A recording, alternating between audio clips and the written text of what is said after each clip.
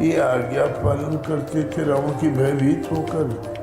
मैनपुरी में सपा बसपा रालोद गठबंधन की चौथी रैली के दौरान 25 साल बाद मायावती और मुलायम सिंह यादव एक मंच पर दिखाई दिए।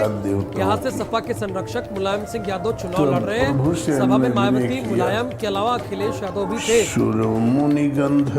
आज मैनपुरी में मुलायम सिंह की रैली में मायावती ने 25 साल बाद एक साथ मंच साझा किया। इस दौरान मुलायम सिंह ने मायावती की तारीफ की और मायावती ने मुलायम सिंह यादव की जमकर तारीफ की है। जब ये घटना हुई, घटना के बाद भी बीजेपी सांसद ने स्थान पर बैठते रहे और मायावती जी आई हैं, उनका हम स्वागत करते हैं।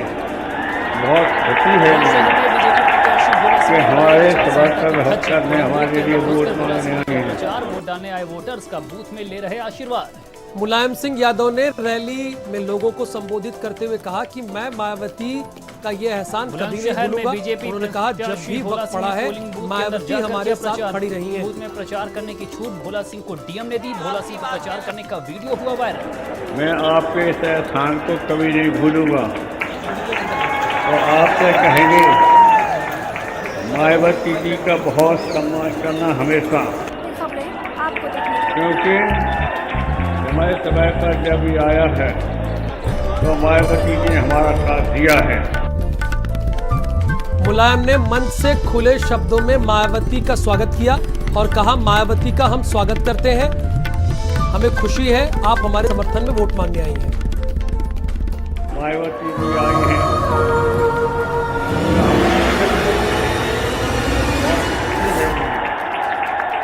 हमारे लोकसभा चुनाव के दूसरे चरण में दिग्गजों ने भी दिखाई वोट की ताकत। ऊर्जा मंत्री श्रीकांत शर्मा ने मथुरा से गोवर्धन तहसील के ग्राम गांठोली में वोट डाला और लोगों को ज्यादा से ज्यादा मतदान करने के लिए प्रेरित किया। फतेहपुर सीकरी से कांग्रेस से चुनाव लड़ रहे यूपी कांग्रेस अध्यक्ष राज बब्बर ने किया अपने मताधिकार का प्रयोग। लोगों से बढ़ चढ़ कर वोट करने की अपील। आगरा में एसपी सिंह बघेल ने डाला वोट, पत्नी के साथ वोट डालने साकेत। उत्तर प्रदेश के कई बड़े दिग्गज मौजूद रहे।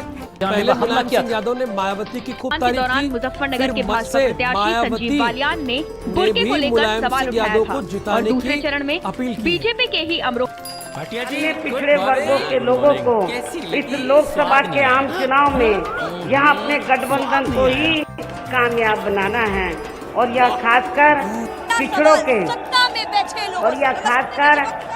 के असली व वास्तविक नेता श्री मुलायम सिंह यादव जी को ही फिर से इनको इस बार संसद में चुनकर जरूर भेजना। सरकार कमल का बटन दबाएं, भाजपा मायावती को मुलायम सिंह यादव अब अच्छे लग रहे हैं और प्रधानमंत्री नरेंद्र मोदी नकली और फर्जी।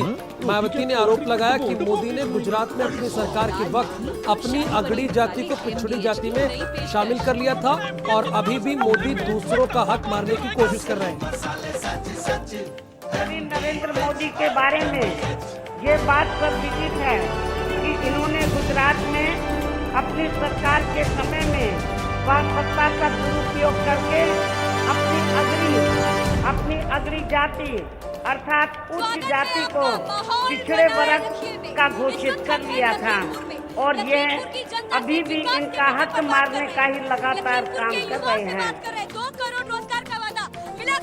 मैनपुरी रैली में मायावती ने मुलायम सिंह को पिछड़े वर्ग का नेता बताया और मैनपुरी के लोगों से मायावती ने मुलायम सिंह यादव को जिताने की अपील की।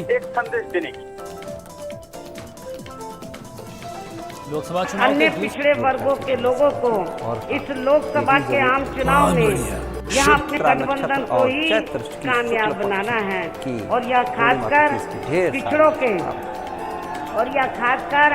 पिछड़ों के असली व वास्तविक नेता श्री मुलायम सिंह यादव जी को ही फिर से इनको इस बार संसद में चुनकर जरूर भेजना। मैनपुरी रैली में मायावती ने केंद्र सरकार पर बेरोजगारी के बढ़ते आंकड़ों को लेकर निशाना साधते हुए कहा कि मोदी सरकार केंद्र और राज्य में पिछड़े वर्ग और SC/ST वर्ग के लोगों का हक मार रही है, उन्हें केंद्र में नौकरी नहीं दे रही है। पूरे देश में यहाँ केंद्र व राज्य सरकारों में भी खासकर दलित वे अन्य पिछड़े वर्गों के आरक्षित लाखों स्थायी नौकरी के पद खाली पड़े हुए हैं, जिन पर अभी तक भी भर्ती नहीं करके फिर ऐसे नकली लोगों द्वारा इन वर्गों के हितों के साथ काफी खिलवाड़ किया जा रहा है और इनमें अब काफी बेरोजगारी भी बढ़ रही है। अखिलेश यादव की मायावती ने तारीफ की, कहा कि अखिलेश ईमानदारी से पिछड़ों के लिए काम कर रहे हैं। अब इनके एकमात्र उत्तराधिकारी श्री अखिलेश यादव इसे अपनी पूरी ईमानदारी व निष्ठा से संभाले हुए हैं और निभा भी रहे हैं। लेकिन मैनपुरी रैली में मायावती ने प्रधानमंत्री मोदी पर निशाना साधते हुए कहा, मोदी की तरह मुलायम नकली नेता नहीं है, 15 लाख देने का वादा झूठा था।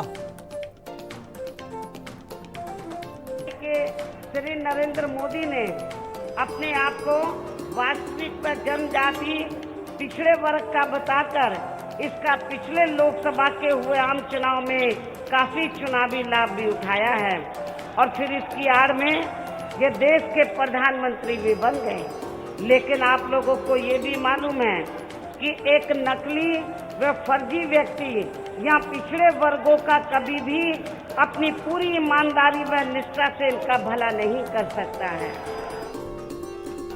मैनपुरी में मुलायम और मायावती के बाद अखिलेश ने माइक संभाला और शुरुआत से ही अखिलेश ने मायावती का धन्यवाद किया। साथ ही मुलायम सिंह यादव के भाषण का जिक्र करते हुए उन्होंने कहा कि हम मायावती जी का ये एहसान कभी नहीं भूल पाएंगे। मैं नेताजी का धन्यवाद देता हूं और नेताजी की जो बातें मैं सुन रहा था, नेताजी ने कहा कि आप हमारे बीच आई हैं, हम आपका आदर करते हैं और जिस तरीके से आपने मतदान और चुनावी समय पर आए हैं, ये एहसान हम कभी नहीं भूलेंगे, ये नेताजी कह रहे थे।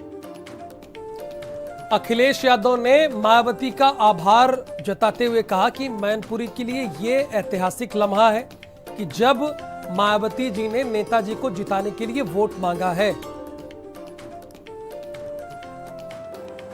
मैं सबसे पहले आदरणीय मायावती जी का बहुत बहुत धन्यवाद और आभार प्रकट करना चाहता हूं। ये ऐतिहासिक क्षण है जहां पर आपने जनता से अपील की है कि आदरणीय नेताजी को अच्छे वोटों से जिताएं। अखिलेश ने जनसभा को संबोधित करते हुए कहा कि नौकरी और रोजगार खत्म हो गया है, पिछड़े गरीब दलित के भाग्य से जुड़ा चुनाव है ये। बीजेपी ने व्यापार खत्म कर दिया है, नया प्रधानमंत्री बनेगा, उसके बाद नया भारत बनेगा। ये चुनाव जहां देश के भविष्य से जुड़ा है, वहीं इस देश के आबादी के सबसे ज्यादा गरीब दलित, पिछड़े, अल्पसंख्यक, उनके भाग्य से भी जुड़ा हुआ ये चुनाव है। इस दौरान अखिलेश ने मायावती सरकार, माफ कीजिएगा, मोदी सरकार पर भी जमकर निशाना साधा और किसानों का मुद्दा उठाते हुए कहा कि ये दौर किसानों के लिए सबसे मुश्किल है। इस देश की कृषि और किसान हमारे देश की आत्मा है और वो बहुत दुखी हैं। बहुत नाजुक समय से गुजर रहा है इस देश का कृषि और इस देश का किसान। इस देश की खेती और कृषक हमारे देश की आत्मा है। हमारे किसान भाई दुखी हैं। चुनाव आयोग की तरफ से 72 घंटे के लगाए गए बैन की समाप्ति के बाद सीएम योगी आदित्यनाथ ने संभल में चुनावी जनसभा को संबोधित किया और बैन खत्म होने के बाद सीएम विपक्ष पर जमकर हमलावर रहे।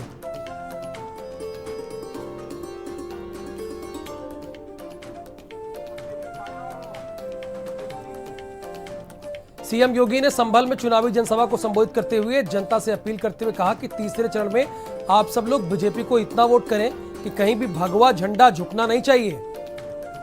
और उन क्षेत्रों के लोगों की आवाज को पहुंचाने के लिए आपके बीच आया हूं कि तीसरे चरण में भी कहीं कोई चूक नहीं होनी चाहिए, क्योंकि कहीं भी भारतीय जनता पार्टी का ये भगवा झंडा झुकना नहीं चाहिए।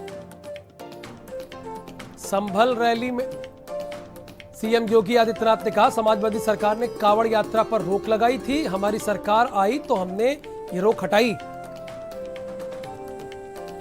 सरकार आई तो समाजवादी पार्टी की सरकार ने कांवड़ यात्रा पे रोक लगा दी।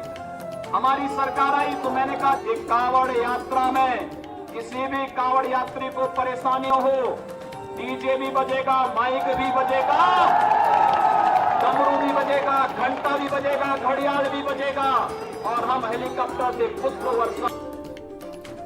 संभल में चुनावी जनसभा को संबोधित करते हुए सीएम योगी ने पार्टियों के झंडों का फर्क बताते हुए कहा, सपा का जो झंडा है वो गुंडों का झंडा है।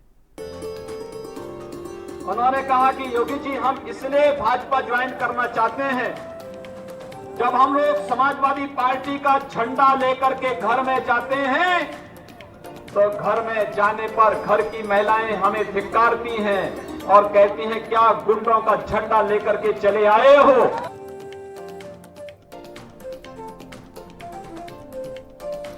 संभल रैली में सीएम योगी आदित्यनाथ ने कहा, एक बार संसद में बैठा हुआ था तो जो वर्तमान में समाजवादी पार्टी के प्रत्याशी हैं, मैंने इनसे पूछा था आप कहां से हैं, तो ये बोल पड़े मैं बाबर की औलाद हूं।